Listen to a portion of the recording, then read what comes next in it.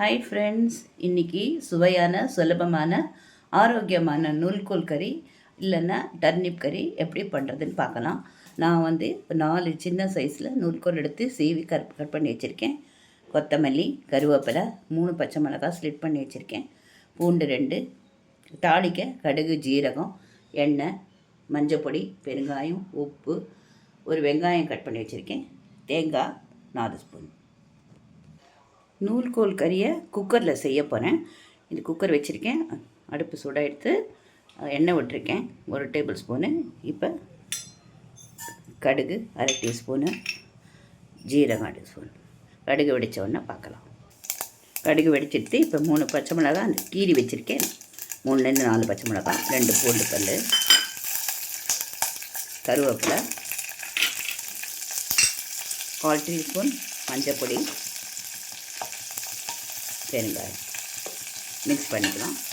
பச்சை மிளகாய் வதக்கிட்டு இப்போ வெங்காயம் சின்னதாக 2 கட் பண்ணி வச்சுருக்கேன், அதை வதக்கலாம்.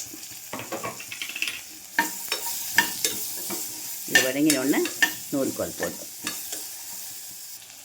வெங்காயம் நல்லா வதங்கிட்டு இப்போ நான் அலம்பி வச்சுருக்கிற கிட்டத்தட்ட 1/2 கிலோ இருக்கும் 4 நூல்கோலுங்கிறது, அதை இப்போ சேர்க்குறேன்.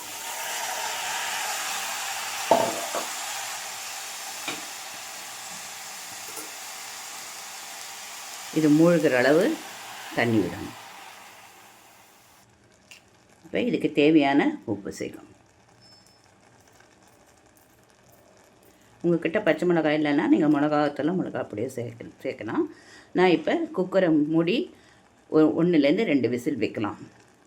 ஒரு விசில் வச்சுட்டு கொஞ்சம் சின்னதாக்கிட்டு அணைச்சிடலாம். நல்லா வெந்துடும். அப்புறம் பார்க்கலாம். நான் இப்போ குக்கரை மூடி விசில் போட்டுருவேன். Now 2 whistles has come. I am switching off the gas.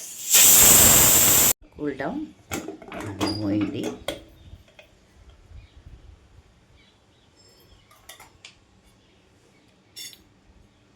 it has cooked well. Little water is there, so keeping for 5 minutes. Adding little sugar for taste and coconut 4 tablespoons. And mixing nicely, keeping till the water dissolves.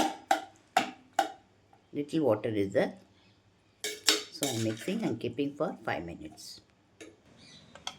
தண்ணி நல்லா வற்றிட்டு இப்போ அதுக்கு கொத்தமல்லி போடுறேன். இப்போ அடுப்பு அணைச்சிடலாம். Ready ஆகிடுத்து. நான் இன்றைக்கி சூடான சாதத்தோட ரசத்தோடையும் தொட்டுக்கிறதுக்கு வச்சுருக்கேன். சைட் டிஷ்ஷாக சப்பாத்தியோடையும் நீங்கள் சேர்ந்து சாப்பிட்லாம். சர்வ் பண்ணுக்கு ரெடியாக வச்சுருக்கேன். தேங்க்யூ ஃபார் வாட்சிங்.